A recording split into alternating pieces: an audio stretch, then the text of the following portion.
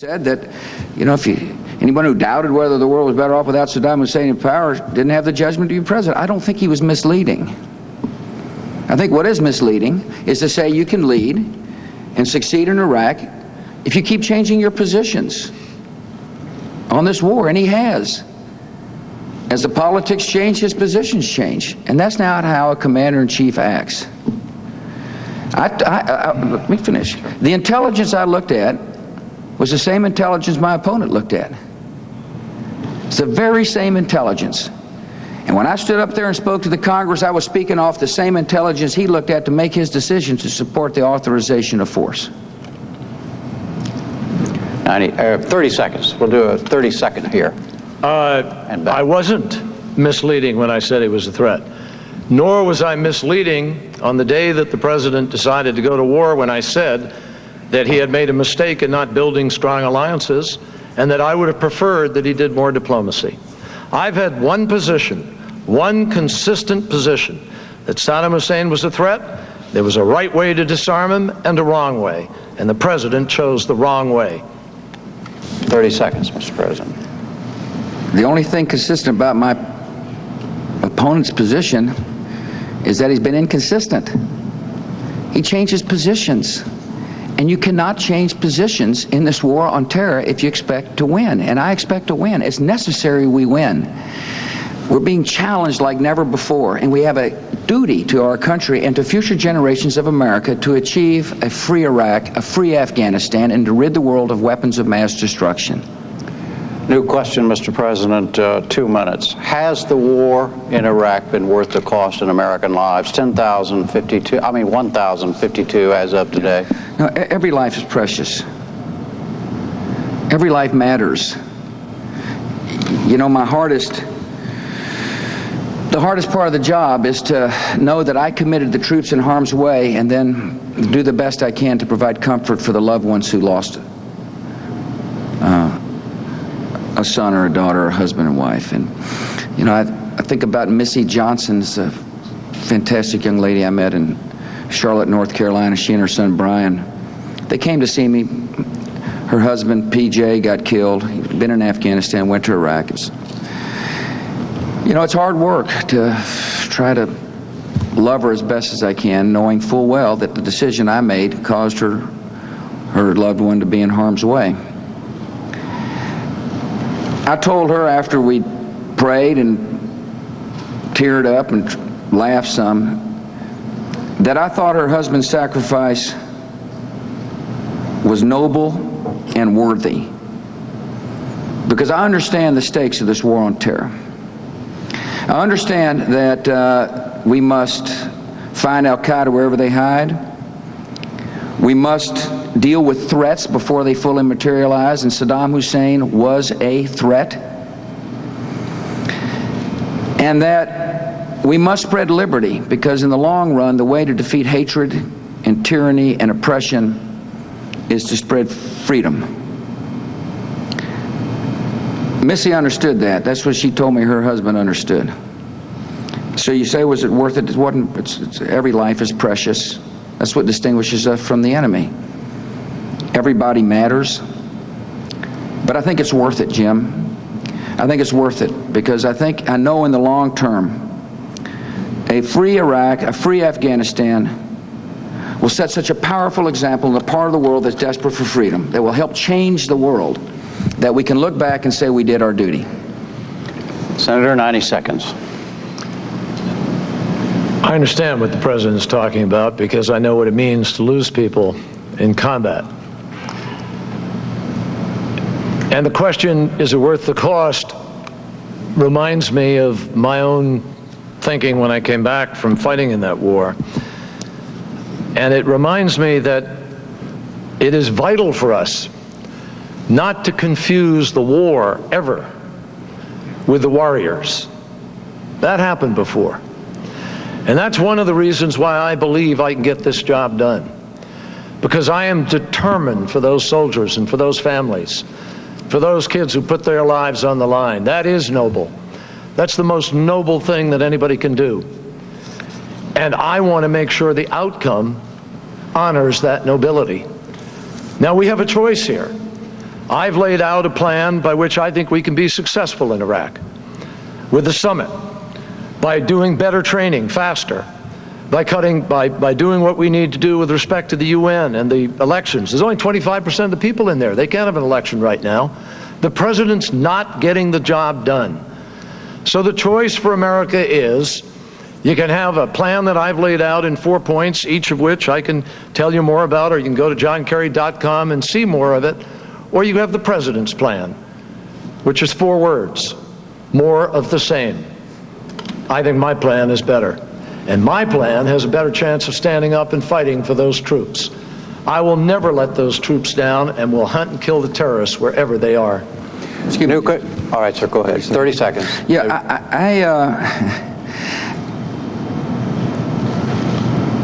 I understand what it means to be the commander-in-chief, and if I were to ever say this is the wrong war at the wrong time at the wrong place, the troops would wonder, how can I follow this guy? You cannot lead the war on terror if you keep changing positions on the war on terror and say things like, well, this is just a grand diversion. It's not a grand diversion. This is an essential that we get it right. And so the plan he talks about simply won't work. Senator Kerry, you have 30 seconds. You have 30 seconds, right? Then Secretary of State Colin Powell told this president the Pottery Barn rule. If you break it, you fix it. Now, if you break it, you made a mistake. It's the wrong thing to do. But you own it. And then you got to fix it and do something with it. Now, that's what we have to do. There's no inconsistency. Soldiers know over there that this isn't being done right yet. I'm going to get it right for those soldiers because it's important to Israel, it's important to America, it's important to the world, it's important to the fight on terror. But I have a plan to do it. He doesn't. Speaking of your plan, new question, Senator Kerry, 2 minutes. Can you give us specifics in terms of a scenario, timelines, et cetera, for ending major U.S. military involvement in Iraq? The timeline that I've set out, and again, I want to correct the president because he's misled again this evening on what I've said. I didn't say I would bring troops out in 6 months. I said if we do the things that I've set out and we are successful, we could begin to draw the troops down in 6 months. And I think a critical component of success in Iraq is being able to convince the Iraqis and the Arab world that the United States doesn't have long-term designs on it. As I understand it, we're building some 14 military bases there now, and some people say they've got a rather permanent concept to them. When you guard the oil ministry, but you don't guard the nuclear facilities, the message to a lot of people is maybe, wow, maybe they're interested in our oil.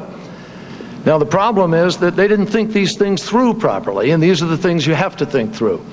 What I want to do is change the dynamics on the ground.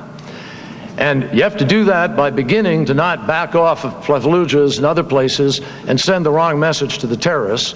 You have to close the borders. You've got to show you're serious in that regard, but you've also got to show that you're prepared to bring the rest of the world in and share the stakes. I will make a flat statement. The United States of America has no long-term designs on staying in Iraq. And our goal in my administration would be to get all of the troops out of there with the minimal amount you need for training and logistics, as we do in some other countries in the world after a war, to be able to sustain the peace. But that's how we're going to win the peace, by rapidly training the Iraqis themselves. Even the administration has admitted they haven't done the training, because they came back to Congress a few weeks ago and asked for a complete reprogramming of the money. Now, what greater admission is there 16 months afterwards? Oops, we haven't done the job. We got to start to spend the money now. Will you guys give us permission to shift it over into training? 90 seconds. There's 100,000 troops trained, police, guard, special units, border patrol. There's going to be 125,000 trained by the end of this year. Yeah, we're getting the job done. It's hard work. Everybody knows it's hard work because there's a determined enemy that's trying to defeat us. Now, my opponent says he's going to try to change the dynamics on the ground. Well, Prime Minister Alawi was here. He is the leader of that country. He's a brave, brave man. And when he came, after giving a speech to the Congress, My opponent questioned his credibility. You can't change the dynamics on the ground. If you've criticized the brave leader of Iraq, one of his campaign people alleged that Prime Minister Alawi was like a puppet. That's no way to treat somebody who's courageous and brave, that is trying to lead its country forward. The way to make sure that we succeed is to send consistent, sound messages to the Iraqi people that when we give our word, we will keep our word, that we stand with you, that we believe you want to be free, and I do. I believe that the 25 million people, the vast majority, long to have elections. I reject this notion, and I'm not suggesting that my opponent says this, but I reject the notion that some say that if you're Muslim, you can't be free, you don't desire freedom. I disagree, strongly disagree with that. 30 seconds. I couldn't agree more that the Iraqis want to be free and that they could be free. But I think the president, again, still hasn't shown how he's going to go about it the right way. He has more of the same. Now, Prime Minister Alawi came here and he said the terrorists are pouring over the border. That's Alawi's assessment. The National Intelligence Assessment that was given to the president in July said, best case scenario, more of the same of what we see today. Worst case scenario, civil war. I can do better. Yeah, let me... Yes, 30 seconds. The reason why Prime Minister Alawi said they're coming across the border is because he recognizes that this is a central part of the war on terror. They're fighting us because they're fighting freedom. They understand that a free Afghanistan or a free Iraq will be a major defeat for them. And those are the stakes. And that's why it is essential we not leave. That's why it's essential we hold the line. That's why it's essential we win. And we will under my leadership. We're going to win this war in Iraq. Mr. President, new question, 2 minutes. Does the Iraq experience make it more likely or less likely that you would take the United States into another preemptive military action? I would hope I never have to. I understand how hard it is to commit troops. I never wanted to commit troops. When we had the debate in 2000, never dreamt I'd be doing that. But the enemy attacked us, Jim, and I have a solemn duty to protect the American people, to do everything I can to protect us. I think that by speaking clearly and doing what we say and not sending mixed messages, it is less likely we'll ever have to use troops. But a president must always be willing to use troops. It must, as a last resort. I was hopeful diplomacy would work in Iraq. It was falling apart. There was no doubt in my mind that Saddam Hussein was hoping that the world would turn a blind eye. And if he had been in power, in other words, we had said, let's let the inspectors work, or let's, hope to talk him out, maybe the 18th resolution would work. He'd have been stronger and tougher, and the world would have been a lot worse off. There's just no doubt in my mind. We would rue the day had Saddam Hussein been in power. So we use diplomacy every chance we get, believe me. And I would hope to never have to use force. But by speaking clearly and sending messages that we mean what we say, we've affected the world in a positive way. Look at Libya. Libya was a threat. Libya is now peacefully dismantling its weapons programs. Libya understood that America and others will enforce doctrine, and the world is better for it. So to answer your question, I would hope we never have to. I think by acting firmly and decisively, it'll mean it's less likely we have to use force. Senator Kerry, 90 seconds. Jim, the president just said something extraordinarily revealing and frankly very important in this debate. In answer to your question about Iraq and sending people into Iraq, he just said, the enemy attacked us. Saddam Hussein didn't attack us. Osama bin Laden attacked us. Al-Qaeda attacked us.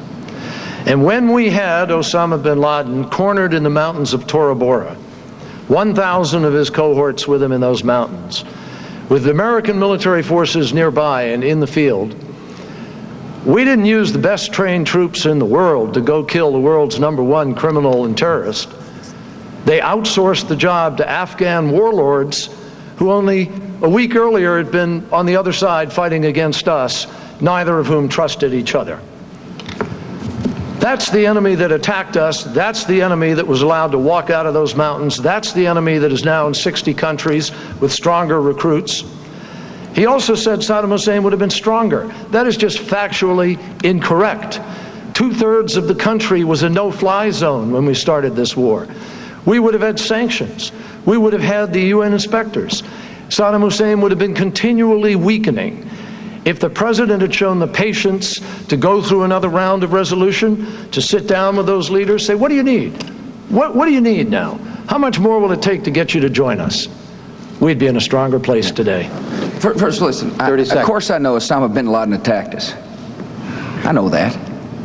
And secondly, to think that another round of resolutions would have caused Saddam Hussein to disarm, disclose, is ludicrous in my judgment. It just shows a significant difference of opinion.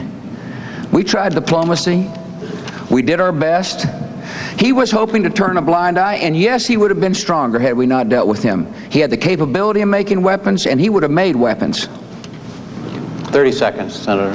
35 to 40 countries in the world had a greater capability of making weapons at the moment the president invaded than Saddam Hussein. And while he's been diverted with 9 out of 10 active duty divisions of our army either going to Iraq, coming back from Iraq, or getting ready to go, North Korea's got nuclear weapons and the world is more dangerous. Iran is moving towards nuclear weapons and the world is more dangerous.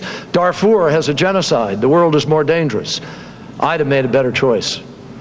New question, 2 minutes, Senator Kerry. What is your position on the whole concept of preemptive war? President always has the right, and always has had the right, for preemptive strike. That was a great doctrine throughout the Cold War. And it was always one of the things we argued about with respect to arms control. No president through all of American history has ever ceded, and nor would I, the right to preempt in any way necessary to protect the United States of America. But if and when you do it, Jim, you've got to do it in a way that passes the test, that passes the global test, where your countrymen, your people, understand fully why you're doing what you're doing, and you can prove to the world that you did it for legitimate reasons.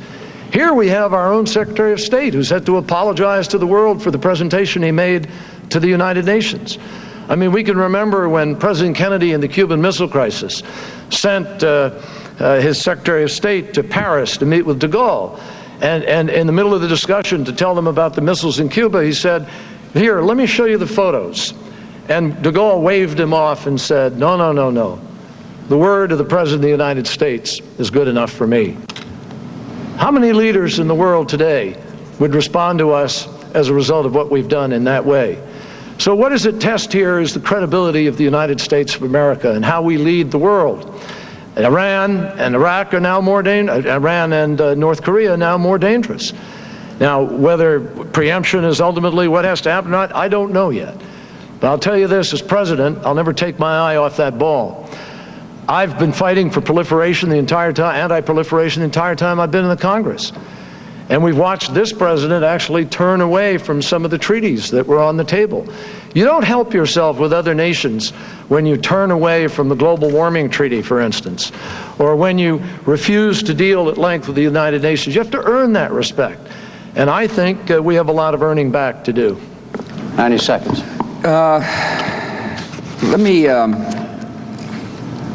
I'm not exactly sure what you mean, passes the global test. You take preemptive action if you pass a global test.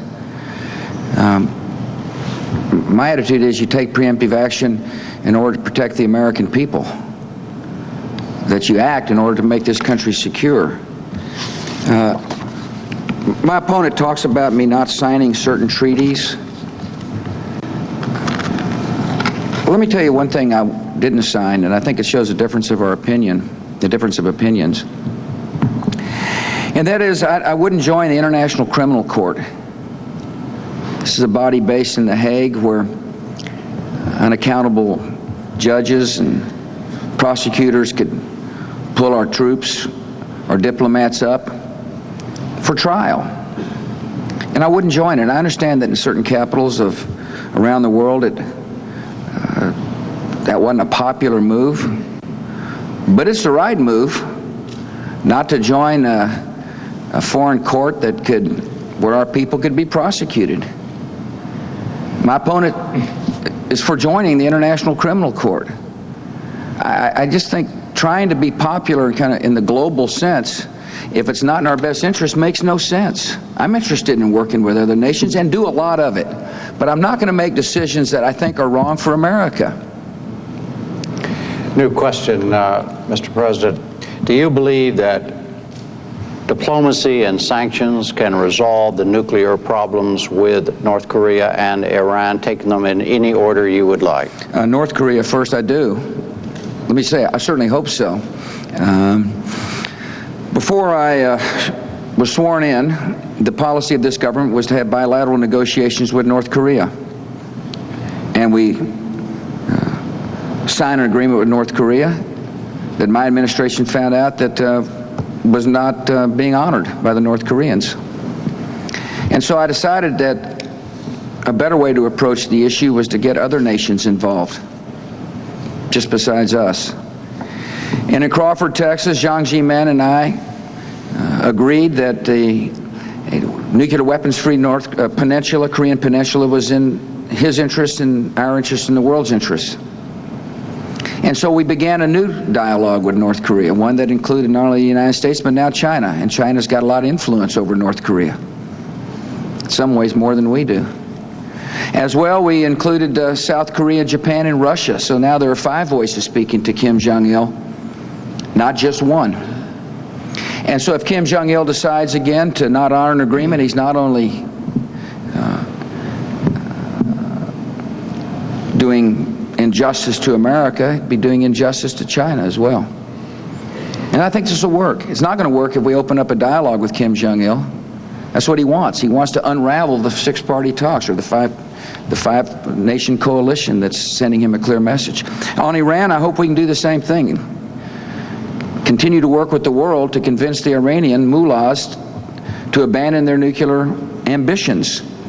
We've worked very closely with the foreign ministers of France, Germany, and Great Britain, who have been the folks delivering the message to the mullahs that if you expect to be part of the world and nations, get rid of your nuclear programs.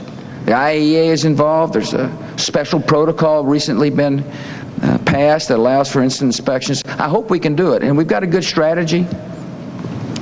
Senator Kerry, 90 seconds. With respect to Iran, the British, French, and Germans were the ones who initiated an effort, without the United States, regrettably, to begin to try to move to curb the nuclear possibilities in Iran. I believe we could have done better. I think the United States should have offered the opportunity to provide the nuclear fuel, test them, see whether or not they were actually looking for it for peaceful purposes. If they weren't willing to work a deal, then we could have put sanctions together. The president did nothing. With respect to North Korea, the real story. We had inspectors and television cameras in the nuclear reactor in North Korea. Secretary Bill Perry negotiated that under President Clinton. And we knew where the fuel rods were, and we knew the limits on their nuclear power.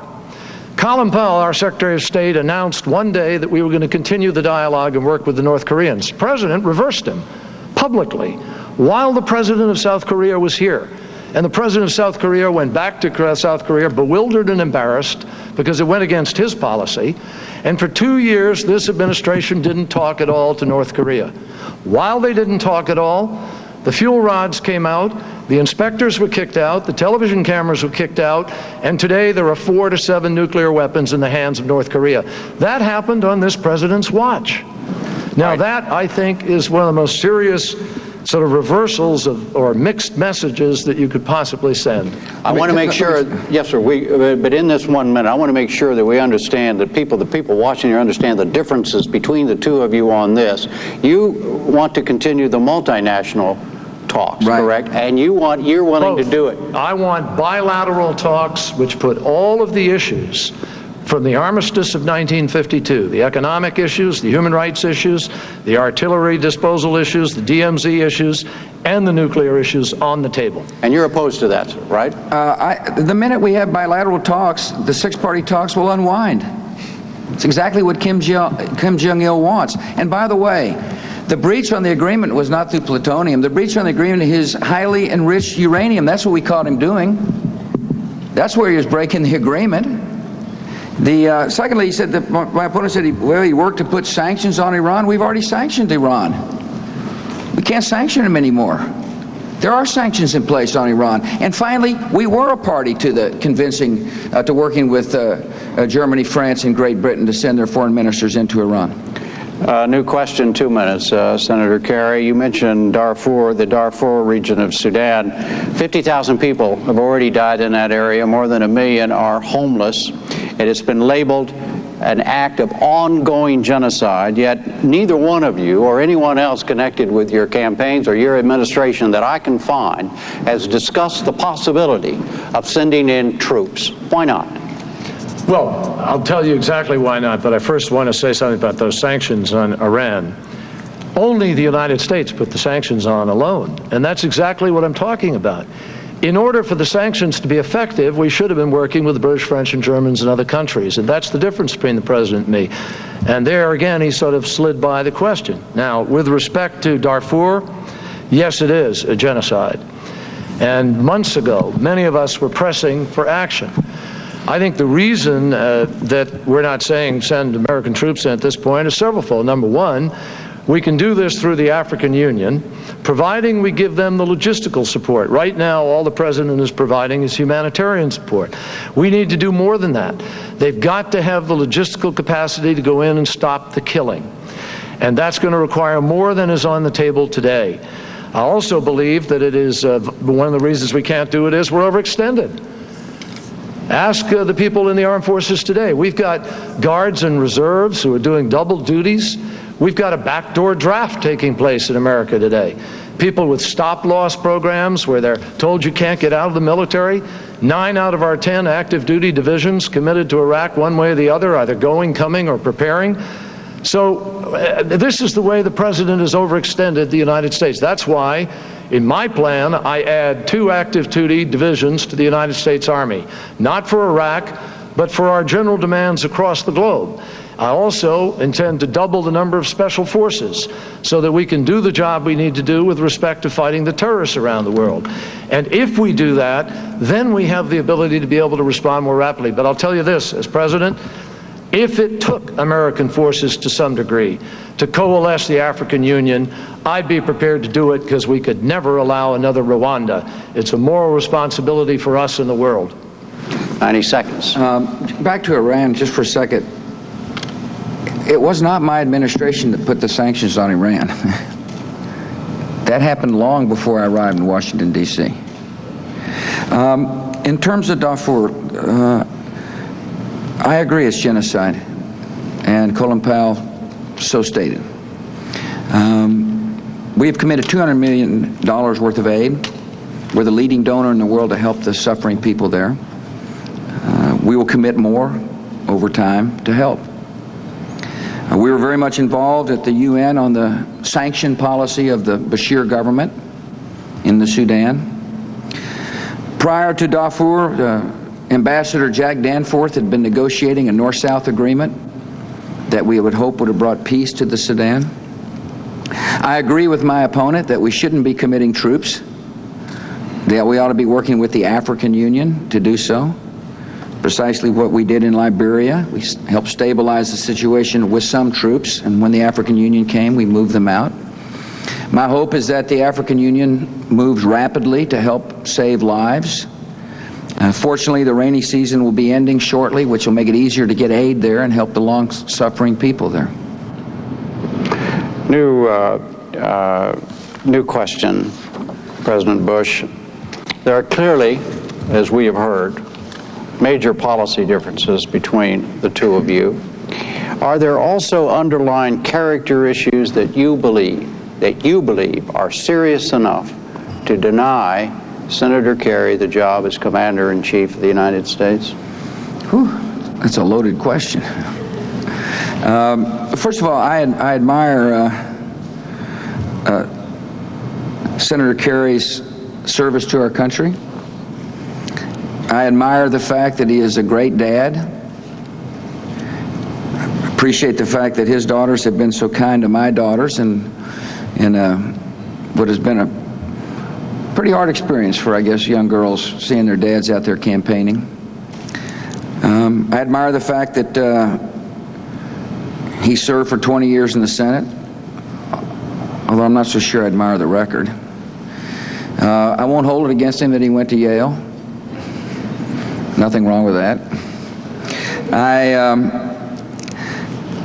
My concerns about the senator is that in the course of this campaign, I've been listening very carefully to what he says, and he changes positions on the war in Iraq. This changes positions on something as fundamental as what you believe in your core, in your heart of hearts, is right for in Iraq.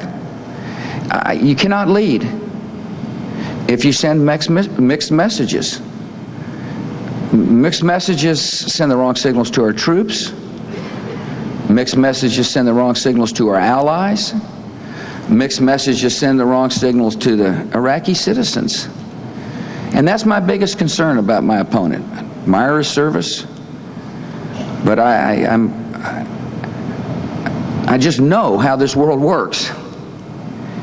And that in the councils of government, there must be certainty from the U.S. president. Of course, we change tactics when need to, but we never change our beliefs, the strategic beliefs that are necessary to protect this country and the world. 90-second response, Senator. Well, first of all, I appreciate enormously the personal comments the president just made, and I share them with him. I think only if you're doing this, and he's done it more than I have in terms of the presidency, can you begin to get a sense of what it means to your families. And it's tough, and so I acknowledge his daughters. I've watched them. I've chuckled a few times at some of their comments. And trying to put a leash on them. Well, I don't know. I've learned not to do that. And I have great respect and admiration for his wife. I think she's a terrific person and a great first lady. But we do have differences. I'm not going to talk about a difference of character. I don't think that's my job or my business. But let me talk about something that the president just sort of finished up with. Maybe someone would call it a character trait, maybe somebody wouldn't. But this issue of certainty. It's one thing to be certain, but you can be certain and be wrong. It's another to be certain and be right, or be certain and be moving in the right direction, or be certain about a principle and then learn new facts and take those new facts and put them to use in order to change and get your policy right. What I worry about with the president is that he's not acknowledging what's on the ground. He's not acknowledging the realities of North Korea. He's not acknowledging the truth of the science of stem cell research or of global warming and other issues. And certainty sometimes can get you in trouble. 30 seconds. Well, I think, listen, I fully agree that that one should shift tactics, and we will in Iraq. Our commanders have got all the flexibility to do what is necessary to succeed, but what I won't do is change my core values because of politics or because of pressure. And it's one of the things I've learned in the White House is that there's enormous pressure on the president, and you cannot wilt under that pressure, otherwise the world won't be better off. 30 seconds. I have no intention of wilting. I've never wilted in my life. And I've never wavered in my life. I know exactly what we need to do in Iraq, and my position has been consistent. Saddam Hussein is a threat. He needed to be disarmed. We needed to go to the UN. The president needed the authority to use force in order to be able to get him to do something, because he never did it without the threat of force. But we didn't need to rush to war without a plan to win the peace. New question, 2 minutes, Senator Kerry. If you are elected president, what will you take to that office thinking is the single most serious threat to the national security of the United States? Nuclear proliferation. Nuclear proliferation. There's some 600 plus tons of unsecured materials still in the former Soviet Union and Russia. At the rate that the president is currently securing that, it'll take 13 years to get it. I did a lot of work on this. I wrote a book about it several years ago, maybe 6 or 7 years ago, called The New War, which saw the difficulties of this international criminal network. And back then, we intercepted a suitcase in a Middle Eastern country with nuclear materials in it, and the black market sale price was about $250 million. Now, there are terrorists trying to get their hands on that stuff today. And this president, I regret to say, has secured less nuclear material in the last 2 years since 9/11 than we did in the 2 years preceding 9/11. We have to do this job. And to do the job, you can't cut the money for it. The president actually cut the money for it. You have to put the money into it and the funding and the leadership. And part of that leadership is sending the right message to places like North Korea. Right now, the president is spending hundreds of millions of dollars to research bunker-busting nuclear weapons. The United States is pursuing a new set of nuclear weapons. It doesn't make sense. You talk about mixed messages. We're telling other people, you can't have nuclear weapons, but we're pursuing a new nuclear weapon that we might even contemplate using. Not this president. I'm going to shut that program down, and we're going to make it clear to the world. We're serious about containing nuclear proliferation. And we're going to get the job of containing all of that nuclear material in Russia done in 4 years. And we're going to build the strongest international network to prevent nuclear proliferation. This is the scale of what President Kennedy set out to do with the Nuclear Test Ban Treaty. It's our generation's equivalent, and I intend to get it done. 90 seconds, Mr. President. Actually, we've increased funding for dealing with nuclear proliferation, about 35% since I've been the president. Secondly, we've set up what's called well, first of all, I agree with my opponent that the biggest threat facing this country is weapons of mass destruction in the hands of a terrorist network. And that's why we've put proliferation as one of the centerpieces of a multi-pronged strategy to make the country safer. My administration started what's called the Proliferation Security Initiative. Over 60 nations involved with disrupting the transshipment of information and/or weapons of mass destruction materials, and we've been effective. We busted the AQ-Khan network. This was a proliferator out of Pakistan that was selling secrets to places like North Korea and Libya. We convinced Libya to disarm. It's an essential part of dealing with weapons of mass destruction and proliferation.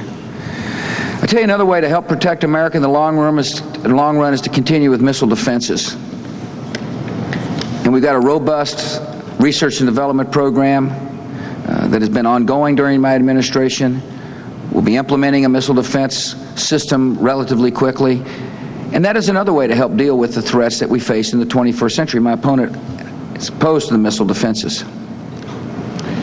Just for this 1 minute discussion here, is it just for whatever seconds it takes? So it's correct to say that if somebody's listening to this, that both of you agree, if you're reelected, Mr. President, and if you are elected, the single most serious threat you believe, both of you believe, is nuclear proliferation. I do, in the hands of a terrorist enemy. Weapons of mass destruction, nuclear proliferation. But again, the test of the difference between us, the president's had 4 years to try to do something about it, and North Korea's got more weapons. Iran is moving towards weapons. And at his pace, it'll take 13 years to secure those weapons in Russia. I'm going to do it in 4 years, and I'm going to immediately set out to have bilateral talks with North Korea. Your response to that? I can't tell you how big a mistake I think that is to have bilateral talks with North Korea. It's precisely what Kim Jong-il wants. It'll cause the six-party talks to evaporate. It means that China no longer is involved in convincing, along with us, for Kim Jong-il to get rid of his weapons. It's a big mistake to do that. We must have China's leverage on Kim Jong-il besides ourselves. And if you enter bilateral talks, they'll be happy to walk away from the table. I don't think that'll work. All right, Mr. President, this is the last question, and 2 minutes. It's a new subject, new question, and it has to do with President Putin and Russia. Did you misjudge him, or do you feel that what he is doing in the name of anti-terrorism by changing some democratic processes is okay? No, I don't think it's okay, and said so publicly. I think that there needs to be checks and balances in a democracy, and made that very clear, that by consolidating power in the central government, he's sending a signal to the Western world and the United States that perhaps he doesn't believe in checks and balances, and I've told him that. He's also a strong ally in the war on terror.